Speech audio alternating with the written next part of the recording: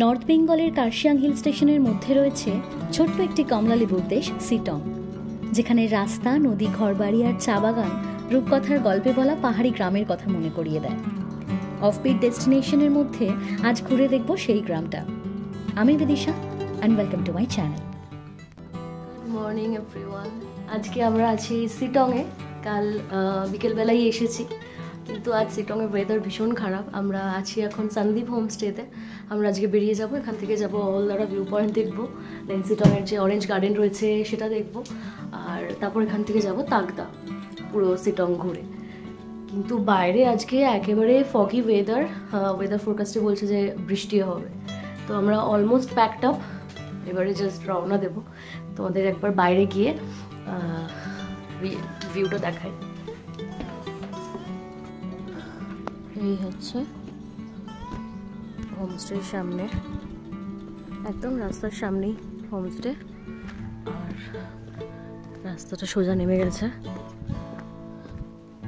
এখানে কি সুন্দর সিট রয়েছে করা, আর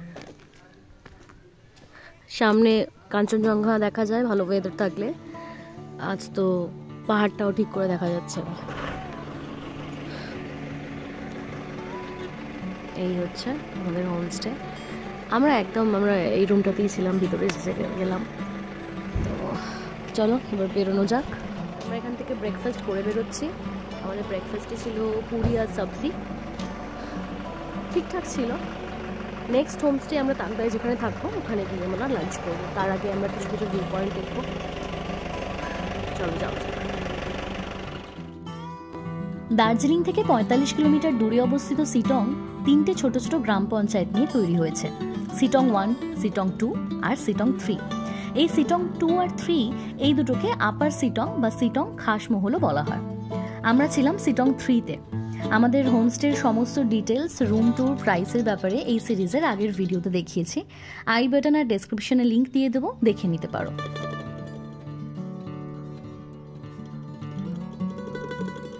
গল্প করতে করতে পৌঁছে গেছি মেহেলদিরাম টি গার্ডেনে। এটি রয়েছে শিটং 2-তে।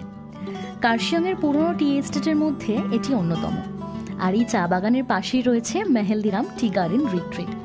চাইলে এই রিসর্টে স্টে করে পুরো শিটং ঘুরে দেখা যায়। এখান থেকে কিন্তু পরিষ্কার কাঞ্চনজঙ্ঘার ভিউ পাওয়া যায়। এখন যেহেতু সিজন নয়, চারদিকে পুরোটাই একেবারে মেঘলা হয়ে আছে। ভালো ভিউ পেতে গেলে কিন্তু নভেম্বর-ডিসেম্বরে আসতে হবে।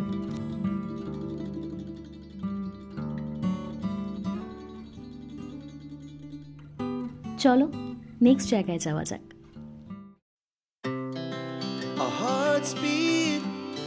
To the city streets, we began to feel the fire. We rise like tall buildings as the chemicals they take us higher. চলে এসেছি অলদারা ভিউ পয়েন্টে। মেন রাস্তা থেকে ভিউ পয়েন্ট যেতে 300 মিটার হেঁটে উঠতে হয়। একটু চড়াই রাস্তা, আর রাস্তার পাশেই টিকিট কাউন্টার রয়েছে। 20 টাকা করে পার হেড লাগলো।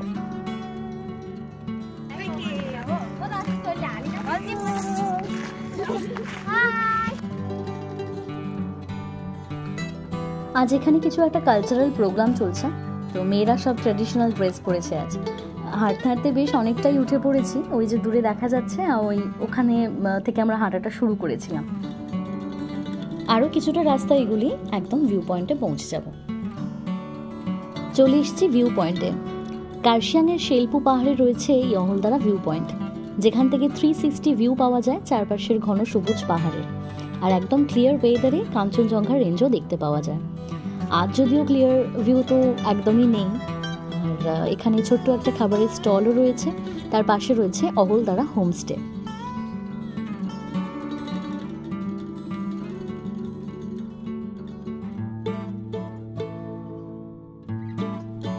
এখানে এই জায়গার আরেকটা ইন্টারেস্টিং জিনিস যেটা হলো, সেটা এই সামনের পাহাড়টার আকার রবি ঠাকুরের মুখের মতন। একটু ভালো করে লক্ষ্য করলেই বোঝা যায়। সানরাইজ দেখার জন্যও এই ভিউ পয়েন্ট কিন্তু অন্যতম একটা জায়গা।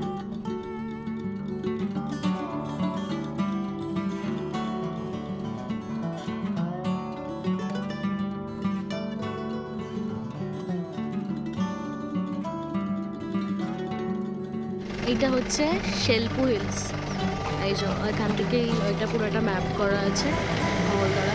আর আজকে কিছু একটা প্রোগ্রাম হচ্ছে জন্য গেট করা আছে, এই রাস্তা দিয়ে যাওয়ার এটা রয়েছে। আমরা এলাম এই রাস্তাটা দিয়ে এলাম, আর এবারে সোজা ওখানে ওদিকে গাড়ি রাখা আছে। অহলদারা ভিউ পয়েন্ট থেকে চলে এসেছি কাছেরই একটা অরেঞ্জ গার্ডেনে। গার্ডেনের উল্টো দিকের রাস্তাতেই পার্কিং রয়েছে, 50 টাকা করে চার্জ করছে পার্কিংয়ের জন্য। আর গার্ডেনে ঢোকার জন্যও এন্ট্রি ফি 50 টাকা পার হেড। এখানে লেখাই রয়েছে যে অরেঞ্জ কিন্তু তোলা যাবে না, তুললে কিন্তু ফাইন হবে প্রায় 500 টাকার মতো আর কি।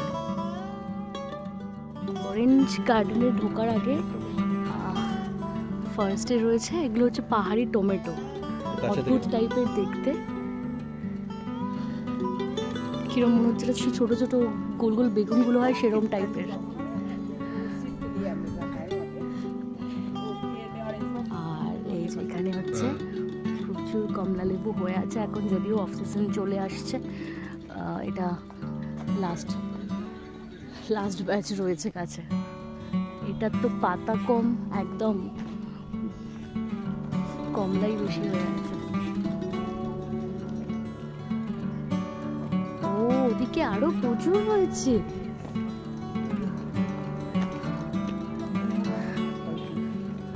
পাম্পকিন, এটা পাম্পকিন। এখন অফ সিজন বলে হয়েছে যেগুলো, সেগুলোর সাইজগুলো অলমোস্ট ছোট ছোট হয়ে গেছে।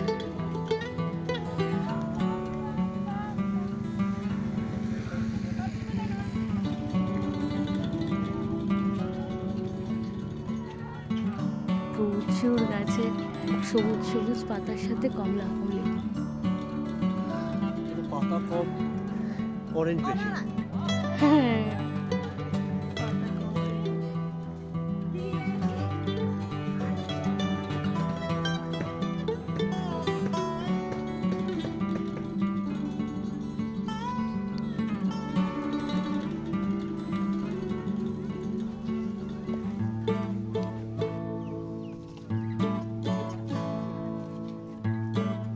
Thank you.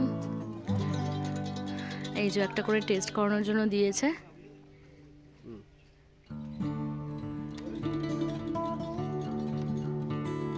মিষ্টি? হ্যাঁ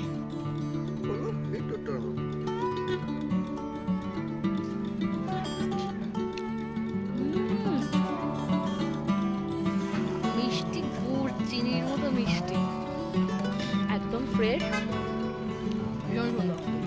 এখানে বিক্রি হচ্ছে, এখান থেকে কিনে নেব। এখানে কিন্তু আর একটা 100 টাকা করে নিয়ে নেব, দুটো নিয়ে নেব। छोटा साइज इसलिए ज्यादा है, तो छोटा साइज है तो ज्यादा ज्यादा है।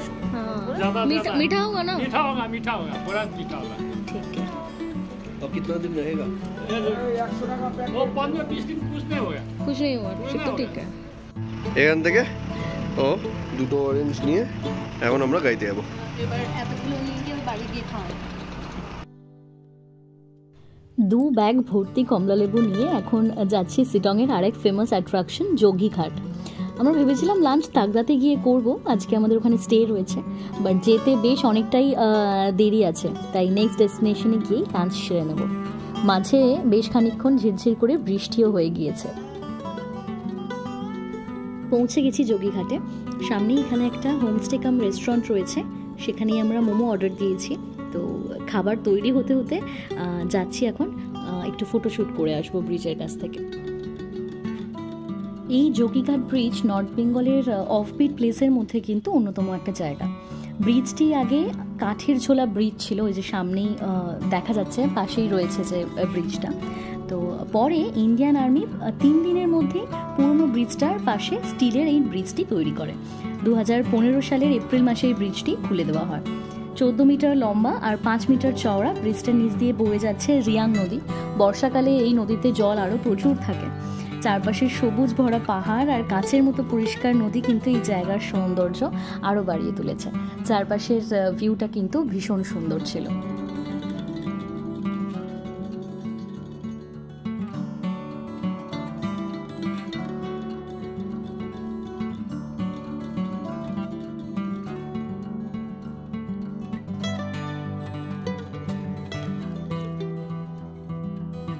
লাঞ্চ করে নিয়ে যাচ্ছি এখন নদীর কাছটা।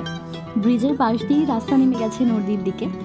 এখানকার মানুষজনদের কাছে কিন্তু এই জায়গাটা একটা পিকনিক স্পটও। তো আজও অনেকজন মিলে পিকনিক করছে। নিরিবিলিতে এই জায়গায় বেশ কিছুক্ষণ সময় কাটাতে কিন্তু বেশ ভালো লাগবে, সাথে শুধু নদীর বয়ে যাওয়ার শব্দ।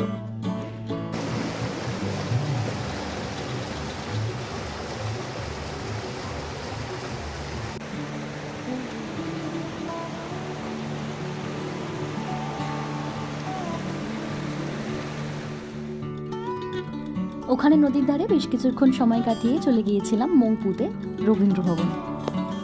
গেটের সামনে যেতেই চোখে পড়ল পাশের সুন্দর ট্রি হাউসটার দিকে। গেট দিয়ে ঢুকেই একটু এগোলে পাশেই রয়েছে কবিগুরুর একটি মূর্তি, আর তার সাথে পাশে রয়েছে একটি সরকারি অফিসও। চলো আগে গিয়ে টিকিটটা কেটে নিই। রবি ঠাকুর এখানে যে বাড়িতে থাকতেন সেই বাড়িরই এখন মিউজিয়াম করা হয়েছে, আর তার পাশেই রয়েছে টিকিট কাউন্টার। এই যেখানে টিকিটে লেখাও আছে যে বৃহস্পতিবার বন্ধ থাকে আর কখন ওপেন হয়, ক্লোজিং টাইম সব কিছুই। আর টিকিট প্রাইস 25 টাকা করে পার হেড। এই যেখান দিয়ে এন্ট্রান্স রয়েছে। মিউজিয়ামের ভিতরে ফটোগ্রাফি করা অ্যালাউড নয়, তাই আর ভিডিও করা হয়নি। কবিগুরু তার জীবনের কিছুটা সময় মংপুতে কাটিয়েছিলেন, তো সেই সময় ওনার ব্যবহার করা বিভিন্ন রকম জিনিসপত্র এখানে সংরক্ষিত রয়েছে। ওনার বিভিন্ন রকম বয়সের ছবি, ওনার পরিবারের ছবি, কবিতা সমস্ত কিছুই রয়েছে। আর বাইরে চারপাশটা কিন্তু সুন্দর করে বাগান করে সাজানো।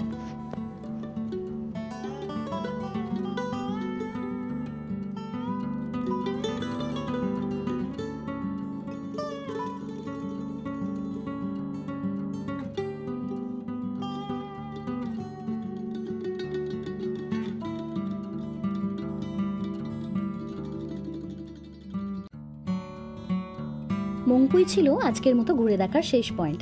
যাচ্ছি এখন তাকদা। কাল ঘুরে দেখবো আরও বেশ কিছু অফবিট ডেস্টিনেশন। সেই গল্প নিয়ে আসবো পরের ভিডিওতে। আজকের ভিডিওটা ভালো লাগলে লাইক আর কমেন্ট করতে ভুলো না কিন্তু। আর আমার চ্যানেলে নতুন হলে সাবস্ক্রাইব করে বেল বাটনটা প্রেস করে দিও। আজ এটুকুই, টাটা।